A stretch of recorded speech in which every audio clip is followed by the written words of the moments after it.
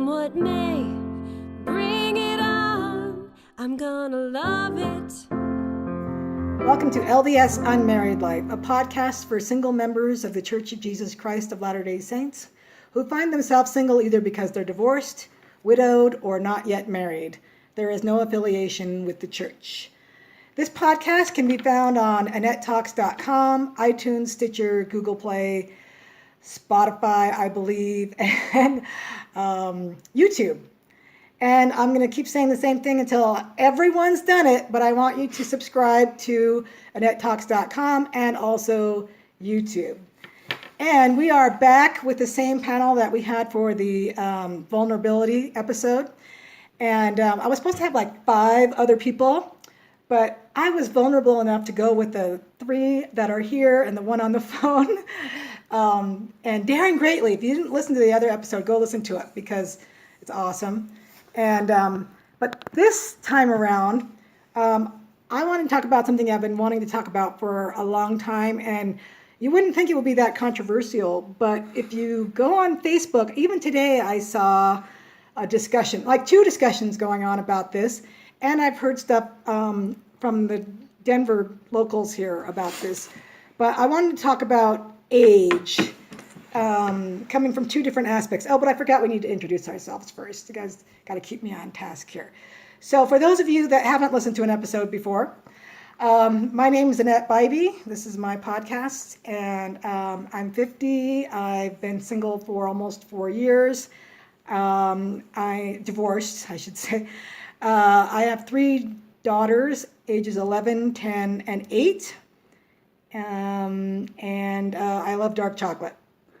I just thought I'd throw that in there. Mother's Day is coming. Yeah, that's right. Mother's Day is tomorrow, actually. It's too late for any of you to get anything. But if you ever date me, remember I like dark chocolate. All right. And to my left here. My name is Chris. I'm 37. Been divorced almost a year and a half. Have 2 sons, 10 and 7. And well, let's go out of order. Pat on the phone. Hi, I'm Pat. I am older than 49, but not as old as Annette. Oh, you're 50, my friend. We're only, 6 months off? 6 months difference? Hey, I'm just saying. And I can attest that Annette does like dark chocolate. So that definitely is a key for her heart. I am single, never been married, no children.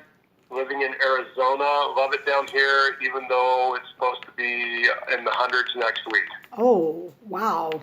Bummer. In the 100s at least, though, right? It's the 100s. All right, and Steve. Steve Smith. All right, we're going to do this again, huh? It's like pulling teeth. The ladies want to know more, Steve. Yeah, right. Nobody's sent me a message yet, but somebody did sign me up for Sonabello. I don't know if that was a hint or... Not everyone knows what that is, Steve. It's a service for like liposuction, and tummy tucks, and so they call me every day trying to schedule my appointment. Because you put your phone number out. Somebody put my Yeah. So someone's pranking you. Probably. Someone's having a good time pranking you. So you don't want to share your phone No, number. my one Smiley Smith, ONESMILEY Smith at gmail.com. or 435-224-3850. I've been divorced going on 6 years, 2 kids, daughter on a mission in Utica, New York, son that lives with his mom in Utah, and I live in Colorado. All right. So, Steve, I just have to point out that there is some vulnerability there. You put your phone number out there, your email address out there. Anybody wants to contact me, there it is.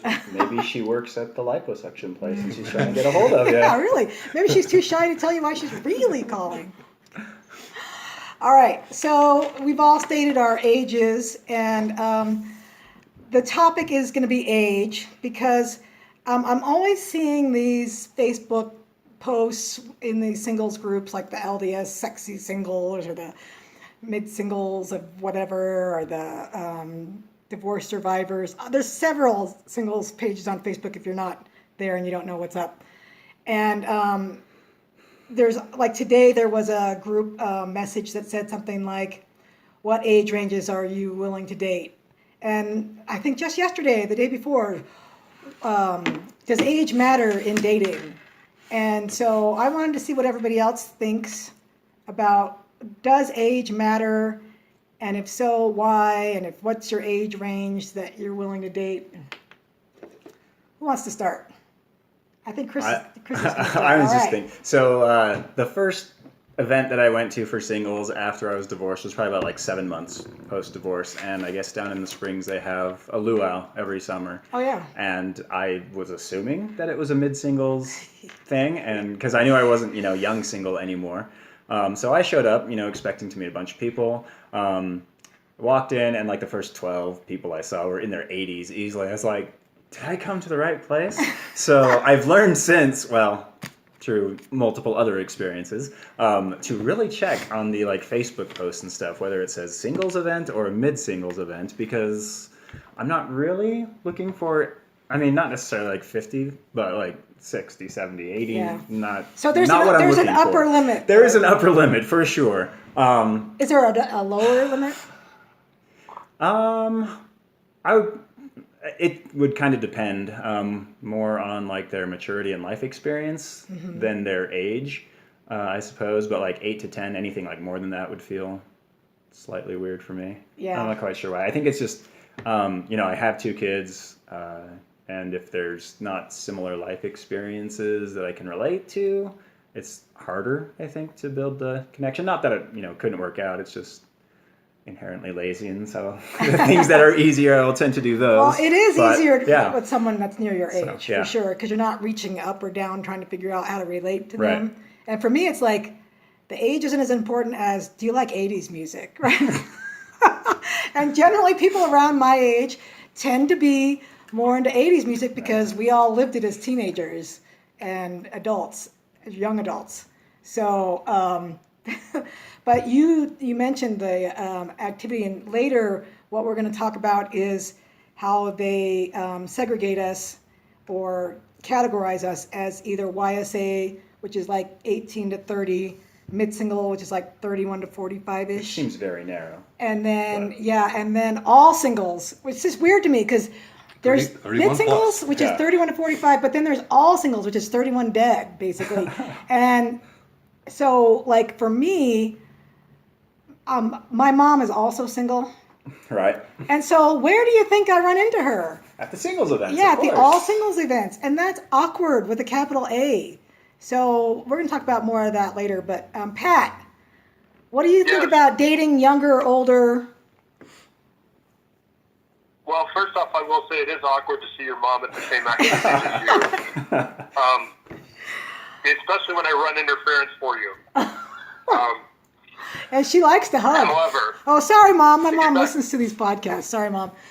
to get back on The first point, time I met you, that. I when I look at like mutual and sites like that, I've put my age range down as low as 32 at one point, and over the last year I've adjusted it up to about 34, and my high end I'm like at 49. It's not a negotiation here really.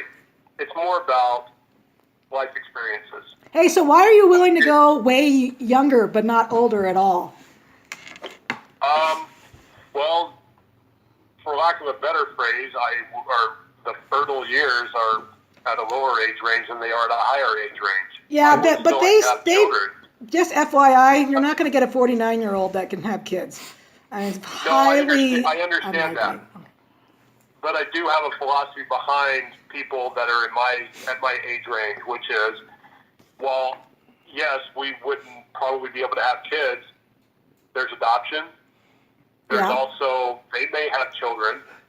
And not that I would take the place of their biological father, but if they have all rights, I would potentially have the possibility and I'm not trying to say that I'm trying to, it kind of sounds like I'm trying to work an angle here, but I'm not. If I do what I'm supposed to do as a righteous priesthood holder, then I may have the opportunity to adopt kids that would be my spouse's kids. And to me, that's important because I think that everybody needs to, or all youth or children need to have that.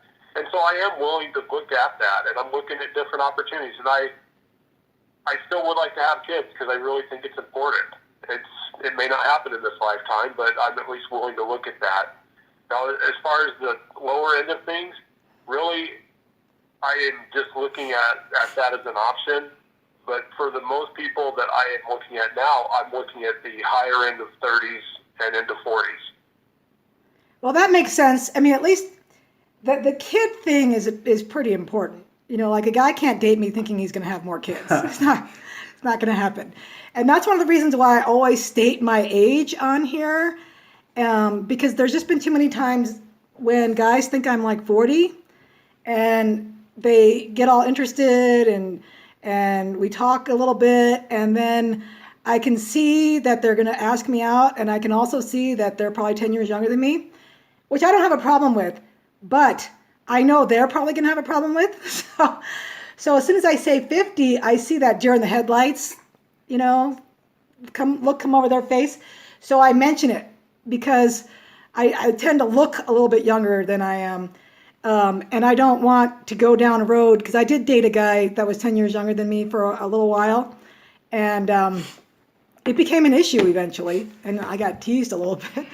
But I can see the kid thing is important. So that makes sense. But I have noticed that men do tend to, even ones with kids tend to be like, oh, I'm willing to go a good 15, 20 years younger, but no older. And like, is that a cultural thing, or is it like a pride thing? Like I'm too good to be with an older woman. Like I can't really figure it out. No, I think it's more so that guys still have a biological clock just as well as women do. What do you think, Chris? Does that make sense? I don't know. I wouldn't want the gap to be like big enough where I felt like she was mothering me, because that's not the relationship that I need. Yeah, no, that would And so someone who's closer to my age, I think, has that more, 3, 4, 5 years older maybe, but like a decade probably would just be too different likes, different, like you mentioned music, just different things that we grew up used to being doing, and as we get older, we tend to change less and less, and so I think it gets harder as you're. But what do you think? Do you think men have a different perspective on, like, women? For lack of a better term, I sometimes think men want trophies, and so if he's out with an older woman, that's not a trophy. But if he can get a younger babe, right? I think there's some truth to that. I definitely don't think that's applicable to all guys. I don't know, maybe it's because I've been reading more about Don't Listen to the Critics from Brene Brown, but I'm more interested in what I think about her. I couldn't care less about what other people think about her. So this is an enlightened man here, ladies. Well, I want to hear what Steve and Pat, what do you think? Do you think there's a trophy aspect with men sometimes? I can hear the cricket. Well, no. I understand what you're saying, but for me personally, I don't consider that. I'm not looking for a trophy. I'm looking for the right person for me. That doesn't mean I'm not looking at the age issue, really. I mean, I will say I'm flattered when there's people that are interested in me that are way younger than me or way older than me. That flatters me, but unless it's the right person for me, I'm not really that worried about it. If it becomes an issue, then I can discuss it. I just don't see the trophy aspect of it. It's just not something I've ever thought about. But what do you think for guys in general, though? Not just you. Like in the church or out of the church? I guess just in general. I mean, maybe men in the church are a little bit different. Hopefully. Yeah, you would hope so. You hope I think this is more of a people issue rather than a men issue in that. I think because on LDS Planet, which I'm on, I mainly get hit up by women that are in the 62 to 65 range. Interesting. So I don't know that that's a man thing. I think Okay, that's a people thing. But coming from a guy's perspective, you're more comfortable dating a younger woman than an older woman, right? I'm more comfortable dating someone around my age. All right. There's a lot more things to talk about. Yeah. Okay. Because you know what? like this guy that I'm dating right now for the next 3 days. For 3 more days. Listen and For to sure, and then for you're sure gonna- for the next Right. 3 days. And Who then you're knows what breaking after up. Listen to the we'll get into that in a second. Listen to the other podcast on vulnerability and daring greatly if you want to hear my 30-day Bay story. But he is 47, and he did admit to me at the beginning of this that he was a little uncomfortable with the fact that I was 3 years older. And I thought that was really funny. I'm like, dude, 3 years? And he's, and partly because he's never dated anybody older than him. And he's the one that pursued me.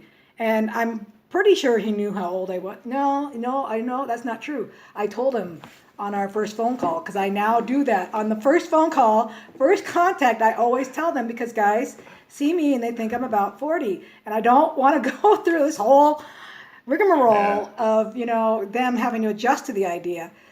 But it was funny that that the 3-year thing was actually an issue. I mean, he got over it quickly because I'm so awesome. Right. But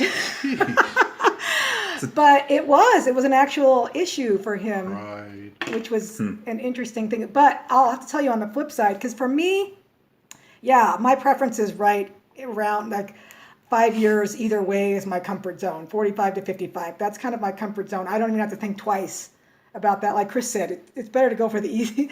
Easier is better, right? It is.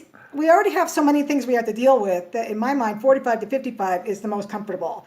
However, that doesn't mean I can't be taken out of the comfort zone for the right person. Right. I was at McDonald's, a few years ago. I say about a year and a half ago. And first of all, I got an email from a guy who saw one of my articles in Meridian magazine, right? And he was impressed with it, and he emailed me, and he said, Sister Bybee, which is funny, I liked your article, and I'm a single guy, and I live in Utah, and I'm nearing retirement age. And I was like, okay, nearing retirement age. That's a relative term. Yeah, and I Yes. thought, I'll bet you he's at least 60. That was my guess. And so I hesitated, and I did not respond back. I was 49 at the time, not that much younger, obviously, but I'd never dated anyone around 60. So, like, for the longest time, I did not respond to this email. I didn't know what to do with it, right? And it was kind of a fan letter in a way, But so I was sitting at McDonald's, and there were these 2 older gentlemen behind me. They were probably in their late 70s, early 80s, right? And they were talking about stuff that was fascinating to me. And I'm listening in, and I'm listening to these older guys. And then this mentally challenged McDonald's worker came over and was talking to them. And they were as nice as you could be. And I was just really impressed with these guys. And not kidding, I got on my laptop. At that point, I was like, older guys can be all right. There you go. And I responded to this guy's email. I said, hey, sorry it took me so long. It was like a month went by before I responded. And so we started up a conversation. And so we emailed for a while. We talked on the phone a few times. And it didn't really go anywhere. I kind of freaked out. This is before my 30-day relationship challenge thing. I kind of freaked out when one day he was kidding me that he was on his way over here. I thought he was serious. I didn't know. I freaked out. Anyway, eventually I was in Utah for something, and I told him, hey, I'm going to be at this dance. If you want to meet, come. We totally hit it off. Cool. I would never have guessed that he is now 64, I think. I think he was 62 when we first started talking. Mm-hmm. 64 is not in my comfort zone. Right. But he was awesome. He was hilarious. He was good looking. I mean, he was attractive. All this, we totally hit it off. And it hasn't gone anywhere since then. I don't know. See, again, it must be on his side, because I opened myself up to it. After I met him, I was like, I sent clear signals that I was interested. And we've had conversations since then, and it could be partly that he's never been married. And so that could be something going on there. Sure. I don't know. But anyway, I was willing to open up to it. And if he lived locally and wanted to pursue the relationship, I'd be open to it. Even though that would feel more like grandfather to my girls, he's not father figure to me. Right. And he never, and so he met every other thing that I was looking for. Fun to be with, interesting, I think charming. it's where they fit in with you. I mean, I went to a singles conference, and I had a lady with a cane that followed me everywhere and was talking to me and had kids that were my age. Wow. And that made me feel uncomfortable. Sure. I don't want to date somebody that has kids. Yeah, that are my your, age. yeah, that would be, Fair enough. yeah. Well, and like Chris said, we don't want to be parented. You know, I've got daddy issues because my dad's not a good dad, but I do not want to be parented at all. Right. I want a partner. I want someone that treats me equally and I do not want to parent.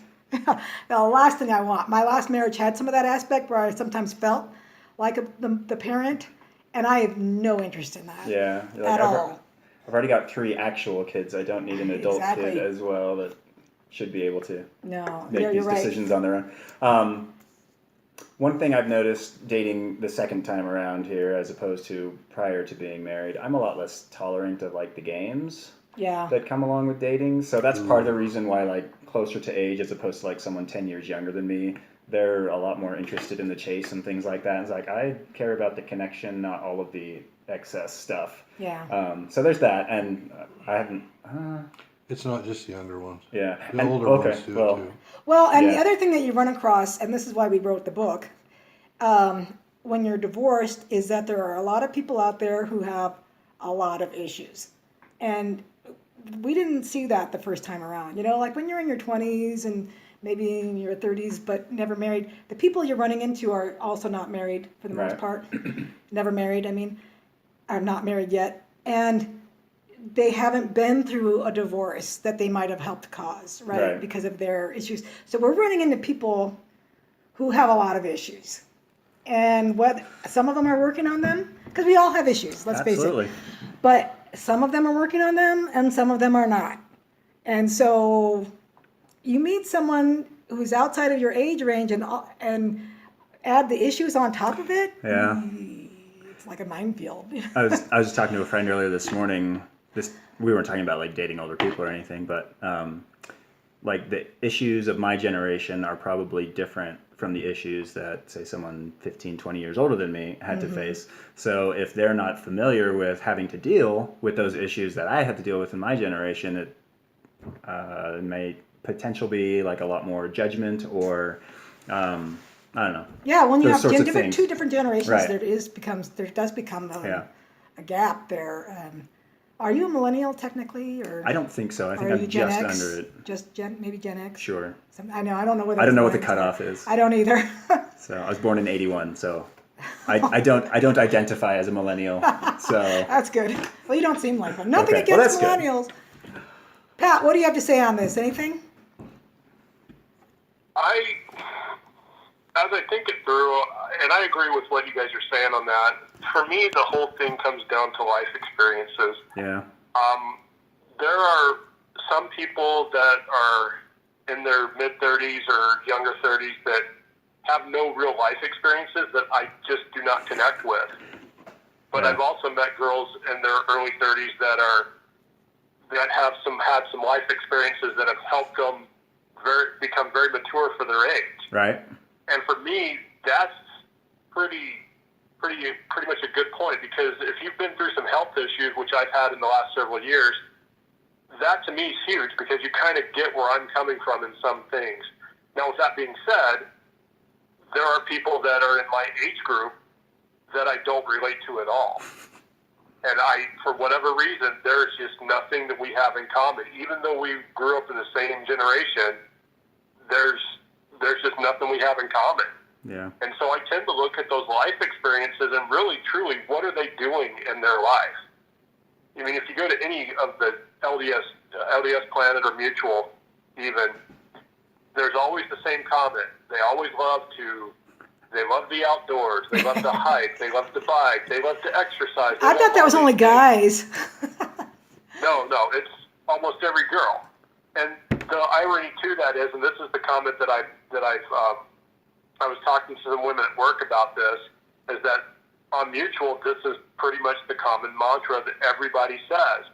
But the irony was, and that you and I would have talk about this, really, if you don't have a good profile picture and you're saying you're fun-loving, and yet every single one of your pictures are taken and they're not smiling, and you're just serious and everything, I am not interested. I want somebody who can be happy with who they are, regardless of where they are in their life. And Yeah. that's what I'm looking for. I was actually told last night by a friend that every single one of my profile pictures was not very flattering. So like, Uh-oh. she told me, you look way better in person than you do in your profile pictures. I was like, I know, and those are the ones that were good enough to post. Like, you can imagine what the other ones look like. So, yeah, did the mutual Well, you know thing what? for like 6 months, and then I was like, I can't do this. I'm I'd rather on there, meet but people in there's person. there really aren't that many people in Yeah. this area. I Yeah. mean, I'm lucky if there's one a week, a new one a week. Right. Whereas you go to Utah, have you been to Utah? Oh my gosh. Briefly. When yeah. you're in Utah, next time you're in Utah, go on Mutual. Right, it just Seriously, there's like explodes. 100 guys Yeah. that pop up. Well, I'm one not time I looking for the spent. guys in that. It's even worse. You probably have 200 I women. can imagine, yeah. Because you could sit there and swipe. I did. I swiped for hours. Tendinitis. Yeah, seriously. Like my 30-day boyfriend says, during these 30 days, swiper, no swiping. Right. So I can't. But, I'm not swiping yeah. right now. But I do like what you said, Pat, about like the life experience and stuff. I think everyone who is not in a relationship and wants to be is looking for that connection, and hopefully the connection is enough that you forget if there is an age gap or anything. So that definitely is the most important thing. The same friend who was telling me about my profile pictures compared like dating to buying a used car. You know, it's not going to be perfect. You know, everyone's got their issues. You just have to go with the car that you can deal with those issues. Right. Yeah. Which ones are you willing to live with? which issues mesh with your Right. issues, I right? mean, if it's a total overhaul, you're not going to want that person. No. And, but, or you know. you could say like you're not looking for a turnkey house, but you're not looking for a fixer-upper either. Right. You know, but when you get older, and you're not here yet, but when you get to be my age and you start looking at people older, the first thing you look for is, are they healthy? Because Right. I want someone that is going to be around with me. Sure. President Nelson, you know? I mean, I don't need someone at that extreme, but I'm for 95, in decent he's doing pretty shape. good. Oh, he's Yeah. doing awesome. He's incredible. But I don't want someone who's going to, you know, I mean, you can't predict these things, Right. obviously. But if I meet a 60-year-old, like the guy that I met up in Utah, fabulous shape. I mean, I could tell just because he's on the dance floor. Right. You know, he's doing really well. But if I meet someone who's in their 60s and he's already on the decline, I'm going to decline the offer to date. We call that CTD. He's circling the drain. Oh, yeah. No, I don't want that. Ouch. And although, you know what, there's a part of me that says if we connect, because you keep saying connection, and that's key. Like the guy that I had the relationship with a few years ago, we connected on every level. Right. You know, if you connect with someone emotionally, spiritually, intellectually, then I'm almost tempted to like be okay with, okay, I'm only going to have 20 years with this person. But those And because in the 20 years are going to be awesome. and then in eternity, right? Sure. And so the connection for me is number one. And I'm not going to wait. I'm not going to settle until I have that connection on every level. And you can find those. It's just how far away you want to go. Yeah, we don't want to get into the long distance thing. And that's all relative as well, because like, I don't know, because I still have my kids like close by and everything, and they're at an age where they like having me in their life for right now. So who knows what happens when they're teenagers? But so even like coming to Denver felt like a long distance relationship. But yeah, Well, when I was on Mutual and stuff, there was a point where I was like, well, I'd be willing to go like 9, like to the borders of the state, and then I was thinking, is that really plausible for me right now, though, in the situation that I'm in? So like out of state, out of state and things like for my position. For a 25-mile radius, I'd get 3. Yeah. That's what I have, because that's about where I keep it. Because when you have young kids, you're not going anywhere. It's a game changer. I mean, I can't move right now. Yeah. I may move eventually if my ex moves. Right. But my kids have got to stay near their dad. And I'm not leaving my kids. Right. And so I don't have a lot of mobility. I do believe that Heavenly Father can make things happen, miracles happen, but I am not going to put myself out there and say, okay, God, move this person next to me. I mean, that's another reason where age comes in, though. I tend to gravitate towards older guys because they're the ones with grown-up kids who can move because their kids are grown. Yeah. But, all right, so let's shift gears and get into this whole, the way the church has singles. I keep saying segregated because that's what it feels like, honestly. Yeah, that's a good word. There's the YSAs 18 to 30, which I can understand. That's your prime, getting married, settling down, having kids, or at least it used to be. You know, that's a whole other topic. People are not getting married as young anymore and as quickly anymore. It's and not so necessarily a bad thing. yeah, it's not. And so at 31 is where we're actually losing a lot of members when they hit 31 and they're not married, because all of a sudden they feel like they're cut adrift. Because there are mid-singles wards some places, but not. I mean, my friend that lives in Florida, he's like, the concept of a singles ward is foreign to us, you know, because they live so far away from Utah. And so a lot of times when they hit 31, they all of a sudden they're in a family ward. They feel like the odd man out, and I think some of them just kind of drift away. And so you have the 18 to 30, which kind of makes sense, although I'm starting to think maybe not. And then 31 to 45, which is, I don't really get that concept either. And then if you're going to do that, then why don't they have 46 and up? Why is it 31 and up? I do not understand these arbitrary lines. Yeah. And my friend down in the Springs is like the multi-state mid-singles representative or something like that. And I just don't think that there's the support system built into the church, because there's like all kinds of handbook stuff for like the YSA. There's nothing for like the mid-singles. So he's been trying to get that a little bit more established and get some guidelines so that things are organized better and, you know, communicated better, and, you know, events can be, you know, publicized better and things like that. But I just don't know if the infrastructure is there at all for the mid-singles. So either they need to like make the infrastructure or just lump them in with I think it should be singles. more spirit of the law than letter of the law too, because now, and I know this happened last year at a mid-singles conference in Salt Lake, a friend got ID'd. Wow. And he had signed up for the conference when he was 45. Right. But when he attended the conference, he was 46.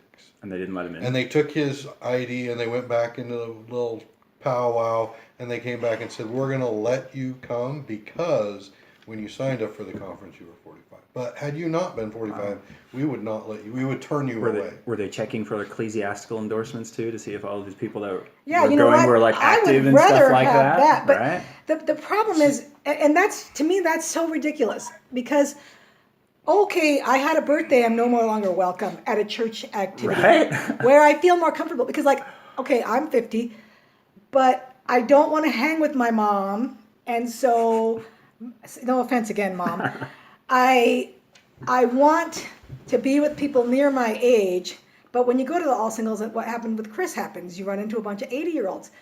And so I'm breaking the letter of the law by going to mid-singles things, because other people are doing that, and because I see some people are closer to my age, late 40s, and a few of us that are 50 are still floating around, hanging out at these things, but we feel like we're kind of in a no man's land. Yeah. And so, but then you go to the all singles, and there aren't many people 31 to 45. Right. There's, They're all going to the mid-singles. The other thing that's hard is when the mid-singles branch, group, ward, whatever you want to call it, in my area started, I was 47 or 48, probably just barely 48. It's 31 to 45. I talked to my bishop. I said, it's great news. I got this going. It's so exciting. And he's told me you will not and should not be attending. You should not be attending mid-singles activities. Yeah. And I don't think we And need he's told that. me that more than once, that I shouldn't be attending. And I've argued and said, at 48, 49, I have more in common with the 38 to 45-year-olds. Yeah. Because I still have a 16-year-old. Yeah, and why would they want to? I mean, you could go and find someone there. There's every chance that there is a lady that you would be interested in there. But no, because we have an arbitrary line. Right. That irks me so much. That's why I wanted to talk about That's it. why I said it should be more the spirit of the law than the letter of law. Or and since the mid-singles group branch in my area has been, I've never attended. Yeah. I've had a really good friend that we go to dinner every week. He was speaking in church, and I really wanted to go, but because of what my bishop had said, I felt like I really shouldn't be there. Yeah. Even though I wanted to just hear him talk. That's so dumb. That I is went. dumb. I went I one time concur. when it first started, before they started enforcing it or whatever, and yeah, it would have been a fun group to go to every once in a blue moon. It's really far away from me, but Where I don't even know where it it's is. in Fort Collins yeah. area. Yeah, and but no, I'm too old, and I don't think that's something that the church should be causing to happen. Is that Right. people feel. And I don't know if it's one of those things that was just like tradition. Like I don't seriously doubt that there was a revelation that said Yeah. 45 to 31. That's prime. Anyone older than that. Yeah, I don't think the So- church knows what to do with the singles, Right. honestly. Right. Which is why, one of the reasons why I'm doing this podcast, I feel like Heavenly Father's like, yeah, there's... Get the issues out there. We've got some issues. Not that I'm here as this big change agent or anything like that, but just that he knows that we struggle Yeah. and that a lot of times we feel like the redheaded stepchild in the church, even Yeah. though our numbers are equivalent Matured. Yeah. to the marrieds. It's just that so many of us are inactive that you don't see us. Well, and part of that is like what you mentioned before. They don't feel like they belong. Yeah. Yeah. And I like the idea of the mid-singles group, but I think the focus is too narrow. Like, why not make it like 31 to potentially, I don't know, 65 or something? Right. Because, It's hard. Like the people in your position where you're 50, you'll probably What's- have more in common, like you were saying. Really hard in my area, though, there were a lot of groups that were, maybe the Stake had a family home evening group that was an all singles group. There were a lot of activities that were around their geographic location, and then when they pulled in, well, the mid singles branch is huge. It goes up into Wyoming and Colorado, and since they've done that, all of these little groups, like I used to hold a family home evening group in my home twice a month.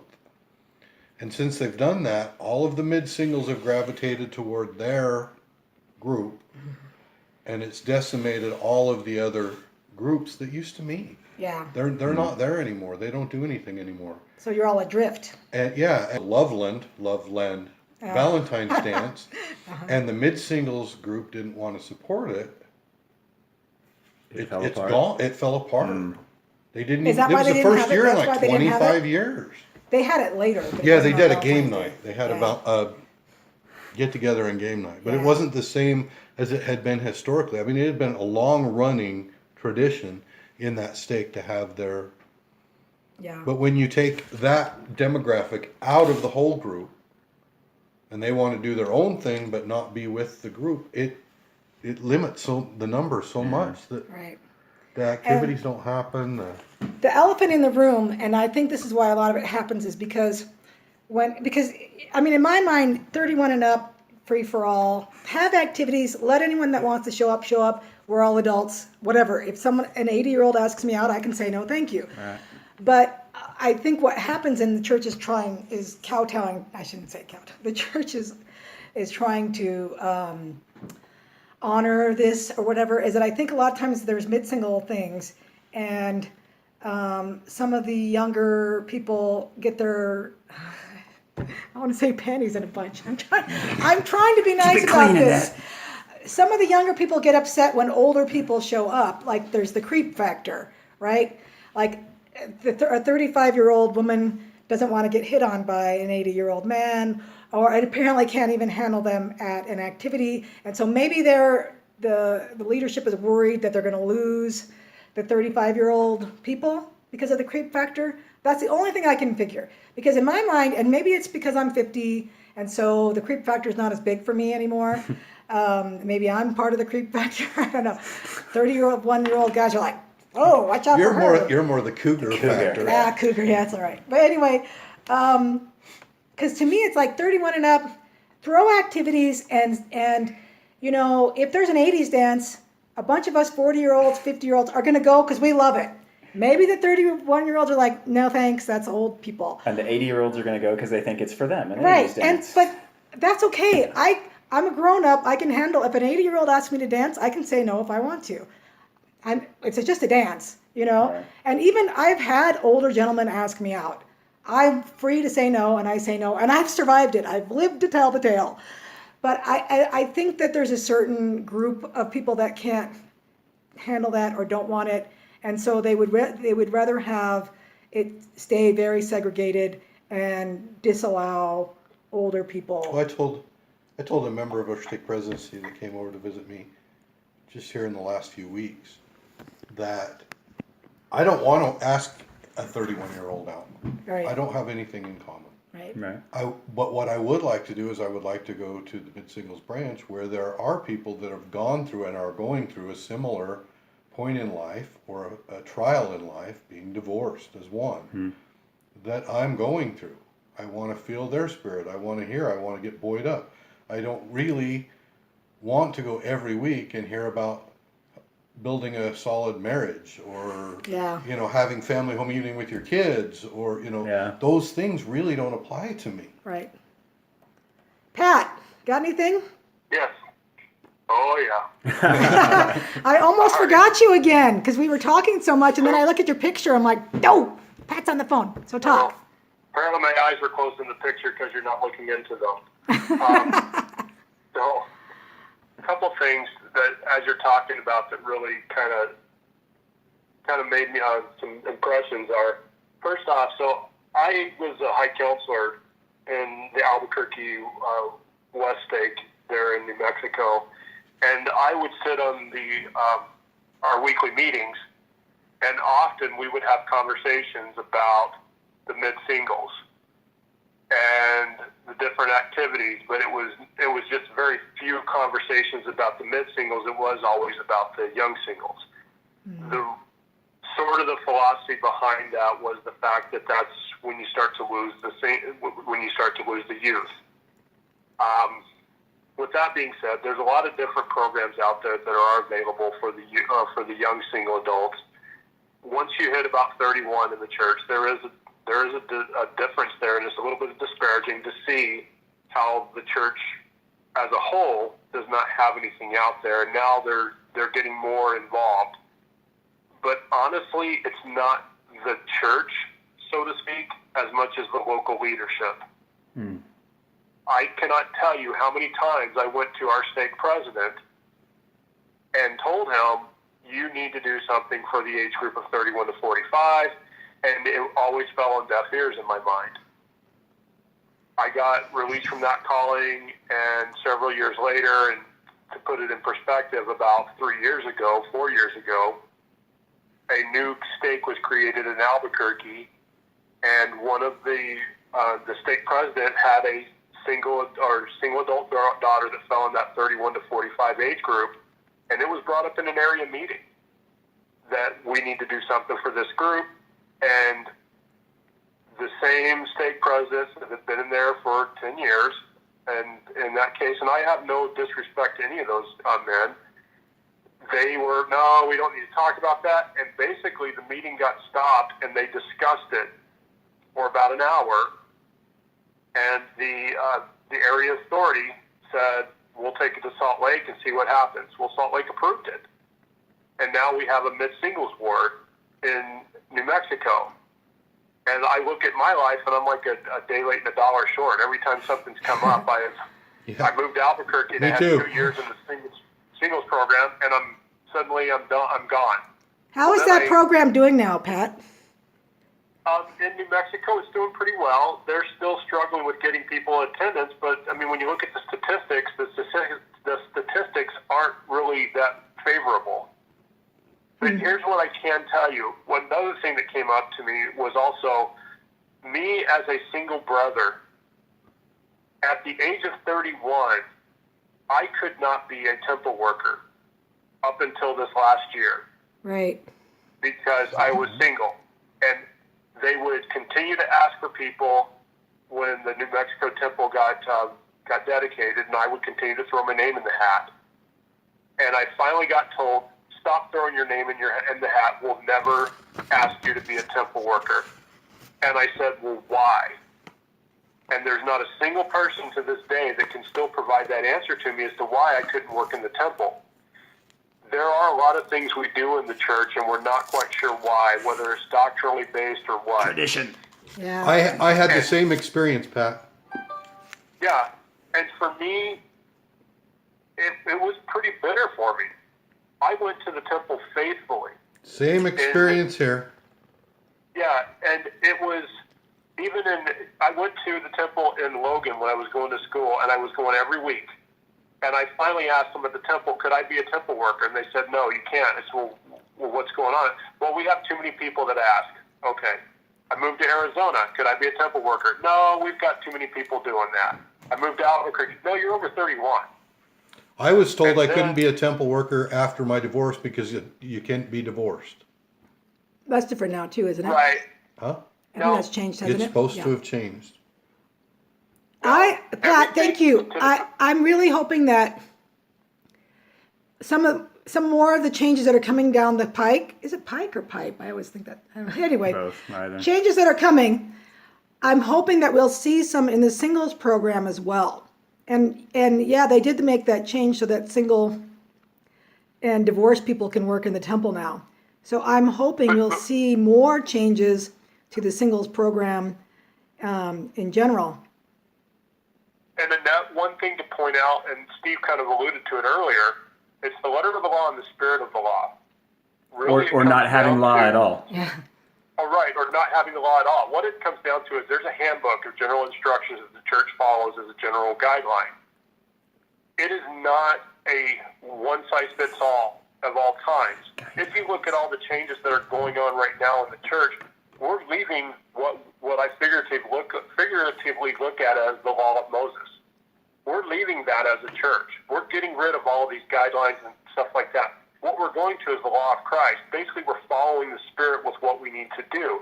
Where that comes into play is the local leadership needs to start making those decisions, but doing that within the confines of what the church has set forward.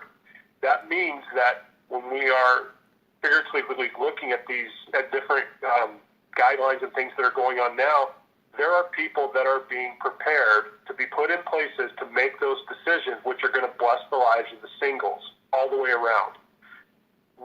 Does that help us right now? No. But that shouldn't waver our faith. We're the pioneers. Absolutely. Well, and I would rather cross the plains than do that. oh gosh, seriously, thank you, Steve. That's one of the reasons why I wanted to do this podcast too, because I think we need a place to talk about these things and to console each other and to help each other stay hopeful and stay strong in the gospel, and not just to gripe about it, but to bring these issues to light. And if people that didn't listen to the other episode on vulnerability, we need every single to step up and do their part. And I think you're right, Pat. I think we see stuff is going to be coming in the future that's going to bring change to the singles program, and it's going to be good change. I'm confident in that. I don't think the Lord would have asked me to do this if he wasn't mindful of each one of us and our situation and where we're at and looking to make it better. And on that note, we are again out of time. And I want to thank you all for contributing. And it was good to have a newbie today, Chris. Thanks for joining us. My pleasure. You'll come back again sometime, right? Sure. Yeah. It's addictive. It is. It goes by a lot faster than you think. So. Yes, it does. All right. Thank you, Pat, for joining us on the phone. See you, Pat. Yep. See you, Pat. Yep. Thank you, Steve, for being here. And you've been listening to LDS Unmarried Life. Please go to AnnetteTalks.com, subscribe, go to YouTube, Annette Talks page, and subscribe. And we'll see you next time. Thank you for listening to LDS Unmarried Life, where LDS singles gather. I'm gonna bloom where I'm planted. I won't take things for granted. Come what may, bring it on. I'm gonna love it.